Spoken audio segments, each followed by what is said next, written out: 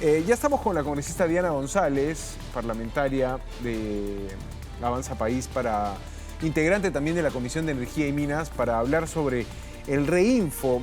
Congresista González, gracias por su tiempo. Al final se verá en el pleno de mañana, correrá su trámite. Parecía hoy el congresista Cutipa decir si se puede exonerar de algunos pasos para que llegue ya al pleno del Parlamento. Muy buenas noches.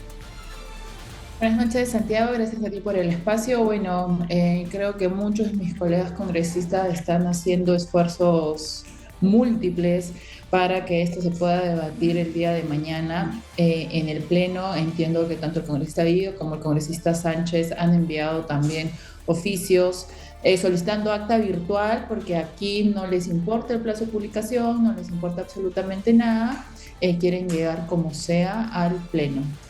Correcto. Ahora, ¿a usted le sorprendió la votación favorable en la comisión? Usted votó en contra, votaron 3 parlamentarios en contra, pero 17 a favor. O sea, como había un convencimiento de que lo único que se podía hacer era ampliar el Reinfo, ¿no? Entiendo que esa fue la posición mayoritaria que prevaleció. Bueno, yo creo que desde hace algunos buenos días ya se veía que tenían los votos para la prórroga del Reinfo. A mí me llamó mucho la atención que el presidente de la comisión no haya mandado al voto antes de semana de representación, cuando ya se sentía que tenían los votos. Creo firmemente que estaba esperando precisamente la marcha en Abancay para poder aprobarlo con toda la presión de la calle. Más allá del voto final, el voto que se realizó sobre el fondo del predictamen, a mí me llamó mucho la atención la votación de la cuestión previa que yo había planteado, precisamente para no permitir el regreso de los 50.000 registros que ya habían finalizado su proceso de formalización en el mes de junio. Ahora, Precisamente hice esa cuestión previa para separarlos del dictamen definitivamente. Empatamos esa votación 8-8 y fue el presidente quien dirimió.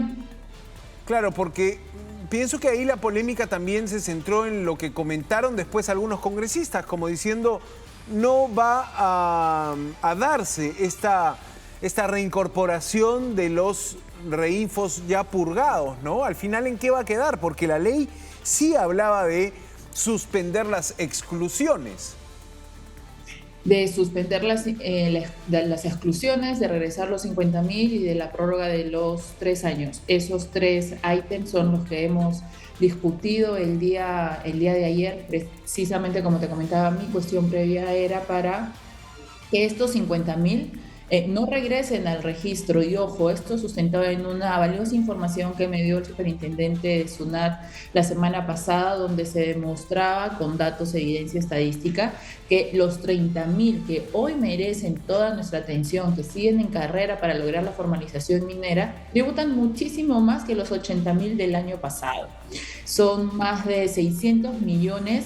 La diferencia de este año con la del año pasado, la recaudación ha aumentado en 55%. El fisco no extraña a estos 50.000 honorables contribuyentes que realmente parece que no estaban contribuyendo, sino utilizando el Reinfo para otros fines.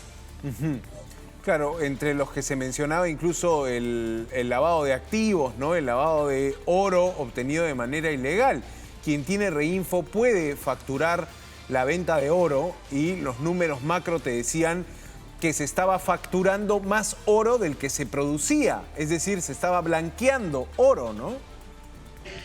Lejos de hablar también de la trata de personas, porque aquí no escucho a mis colegas levantando la bandera de los derechos humanos, el medio ambiente. Es una posición muy conveniente, y la verdad es que esta separación de los 50.000 no es una afectación al derecho al trabajo. De hecho, el 90% de estos 50.000 registros ya estaban suspendidos hace 4 años, con lo cual quedaba claro que no venían trabajando en el sector. Ayer también en la comisión presenté unas diapositivas donde se alquilan los reinfos suspendidos en redes sociales. Ahí dejan los números, las zonas, las coordenadas, la ubicación, y piden alquilar reinfos suspendidos. Correcto. Claro, parte de todo este caos de una formalización que no cumplió sus objetivos, ¿no? Ahora, pero congresista, para poder quedar claro sobre el tema, ¿hay alguna posibilidad de que se vea mañana, de que mañana llegue al Pleno el predictamen aprobado? Formalmente todavía no se ha aprobado, digamos, ese procedimiento.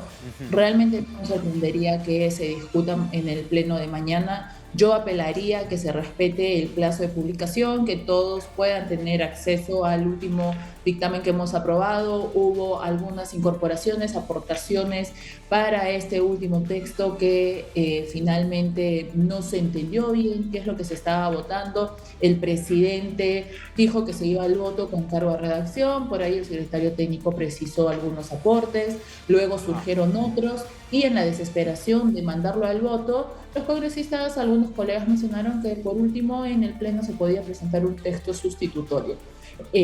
Puede ser mañana como puede ser en una siguiente sesión del pleno, eso lo vamos a saber mañana. Claro, en todo caso sí sería antes del 15 de diciembre que termina la legislatura.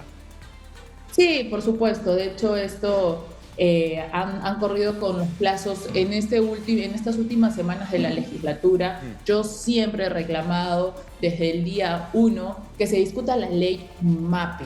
La ley MAPE, claro, ahora el presidente dice que no le alcanza el tiempo para dictaminar la ley MAPE, es que no hizo absolutamente nada desde el mes de agosto que se pudo instalar la comisión y ha allanado el camino para que hoy muchos se sumen a la narrativa de que como el Ejecutivo no se ha pronunciado como ente rector, teniendo un silencio cómplice también muy importante en este texto, en este predictamen, lo único que quedaría es la prórroga del reinfo.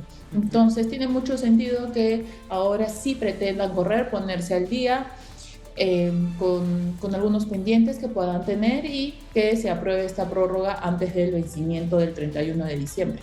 ¿Y qué opina usted de la participación del ministro de Energía y Minas, el señor Luis Enrique Bravo, en toda esta discusión? ¿Ha participado activamente? ¿Ha tenido alguna voz? ¿Cómo ha visto la función del nuevo ministro? Nunca lo he escuchado, lo hemos citado en la comisión, nunca se ha presentado, no ha tenido ni siquiera la delicadeza de enviar al viceministro. Por el contrario, se ha escondido en directores o especialistas para que respondan las preguntas sobre su materia, sobre su sector.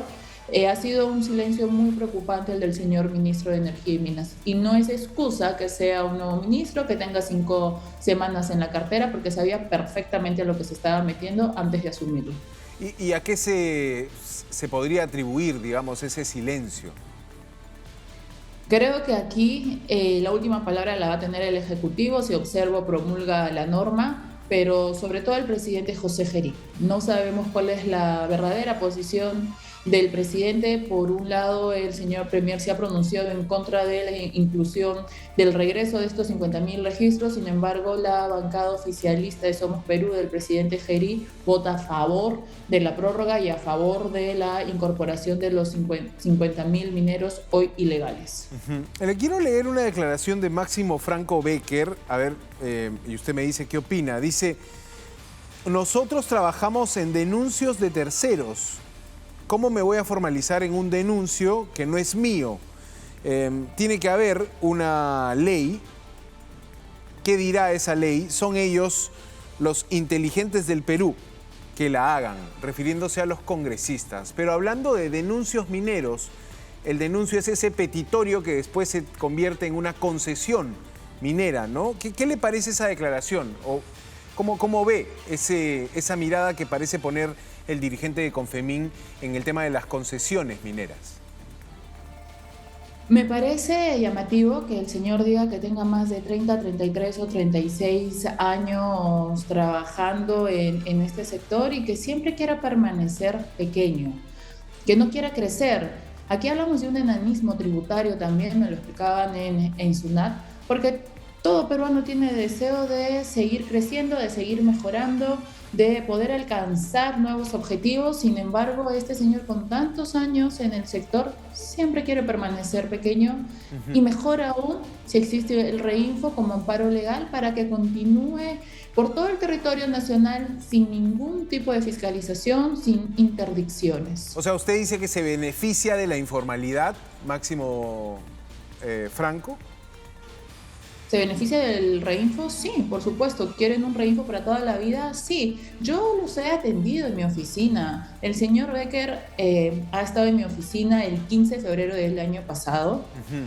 Hablamos de precisamente que en ese año, o sea, en el 2024, yo les pregunté si iba a realizar el pedido de una nueva prórroga. Me dijo que no.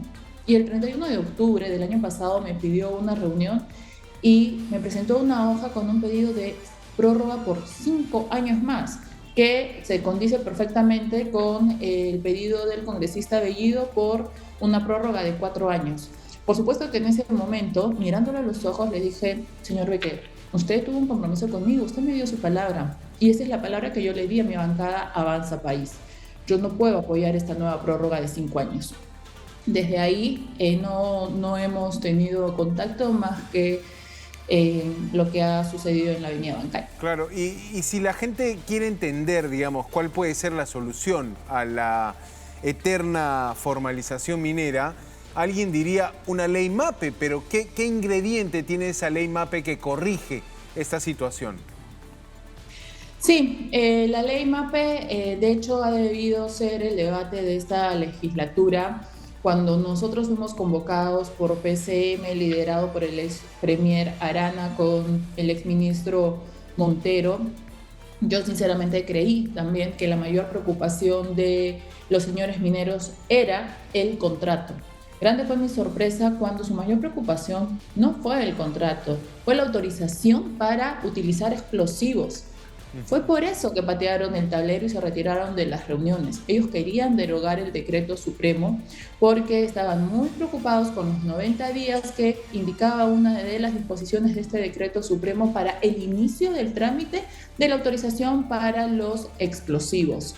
De hecho, estos 90 días corrían a partir de que los gobiernos regionales finalicen la transferencia del acervo documentario al ministerio y ellos estaban muy preocupados con que el 18 de agosto, según sus cálculos, se vencían estos 90 días y también, como siempre lo ha sido, como siempre lo han dicho, nos prometían una nueva paralización del país. O sea, para entenderla, congresista, usted me dice que estaban muy interesados en que no se les ponga una fecha cercana que les impida manejar explosivos. O sea, querían seguir manejando explosivos. Algunos dicen que los mineros ganan, comercian con los explosivos, los revenden a mayor precio y que de allí también obtienen parte de sus ganancias. Precisamente esa fue mi pregunta. Toda persona natural, toda persona jurídica en el país para realizar cualquier tipo de actividad que incluya explosivos necesita una autorización expresa. Me pregunto que los señores no han venido trabajando, circulando sin una autorización para utilizar explosivos. ¿Por qué recién ahora se preocupan si en teoría tienen más de 30 años en el sector? Eso llamó mucho la atención. Correcto. Ahora, la preocupación por los explosivos pasa también porque Trujillo vive una epidemia de inseguridad y la inseguridad se traduce en bombazos, en dinamitazos, en casas, en distintos barrios, en Trujillo. Es algo común, no solo son los 3 atentados con explosivos que se reportó en la prensa nacional, sino cosas que pasan todos los meses con explosivos en Trujillo. De alguna manera podemos ligar el manejo de explosivos en la minería ilegal con el uso de explosivos en el casco urbano de Trujillo. ¿Qué información maneja? ¿Por dónde conecta o por dónde se podrían conectar estos temas, ¿no? Una preocupación ciudadana y el tema de la minería ilegal que utiliza explosivos, ¿no? Sí, definitivamente.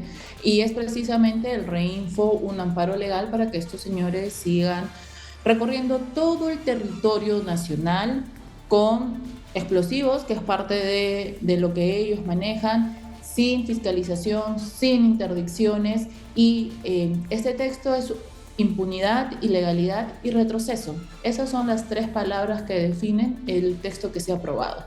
Ahora, congresista, usted está sola en esta oposición al reinfo, ¿no? Porque 17 de sus colegas han votado a favor. Tengo esperanzas en plantear nuevamente la cuestión previa el día de mañana y este empate que hemos tenido en la comisión se pueda revertir en el Pleno.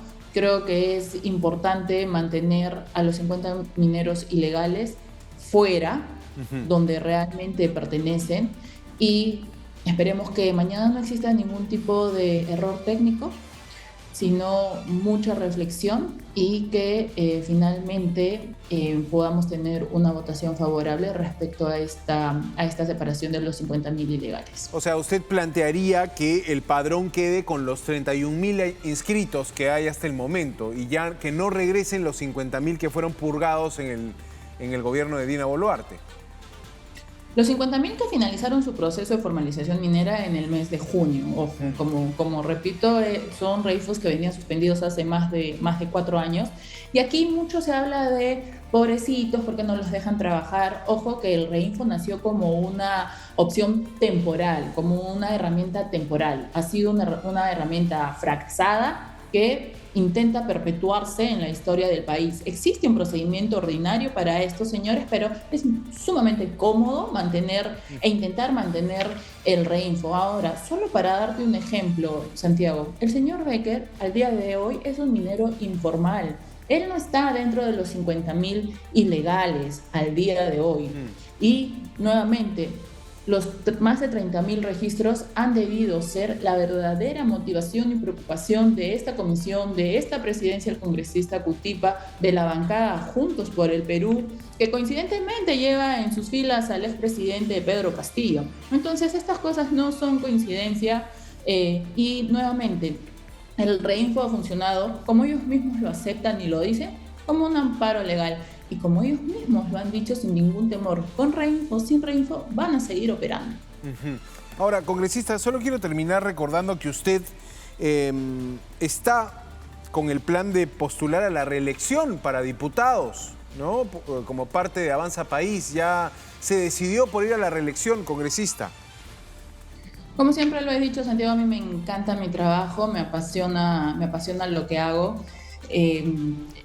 Yo agradezco a Avanza País, donde me he iniciado por esta nueva invitación para participar de un siguiente proceso electoral, y es una conversación difícil y pendiente con mi familia. Creo que ahora no es el mejor momento para hablar con ellos. Caso atípico, congresista, porque usted viene del mundo del deporte, ¿no? Del vóley profesional, entra a la política y se queda en esta carrera. Normalmente quienes vienen de mundos ajenos a la política salen volando porque la política es así, ¿no? La política puede abrumar, pero usted dice un periodo más. La política no es fácil. Las luchas dentro de las comisiones, en el Pleno, definitivamente no van a ser fáciles, pero yo lo repito, a mí me encanta mi trabajo. Siempre me han preguntado si me frustra, por ejemplo, estas situaciones que estamos viendo ahora mismo. Sí, pero estaría más frustrada de no poder levantar mi voz en contra de un texto que ampara la ilegalidad, por ejemplo. Yo agradezco mucho al voleibol todo lo que me dio la oportunidad de representar al país, la oportunidad de acceder a educación, de tener una beca en Estados Unidos, de poder formarme académicamente también y seguir capacitándome para estar al servicio de mi país. Claro.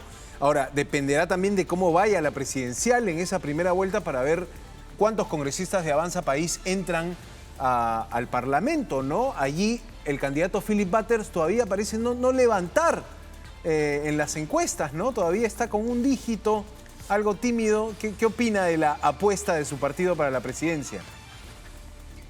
Sí, definitivamente nuestro candidato presidencial juega un rol preponderante de cara a lo que pueda ser un proceso electoral.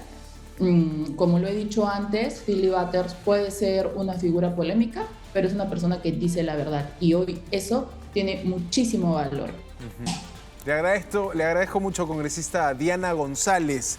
de Avanza País, quien votó en contra de la ampliación del Reinfo, viendo mañana cómo será la votación en el Pleno en todo caso. Gracias, congresista. Un gusto conversar con usted.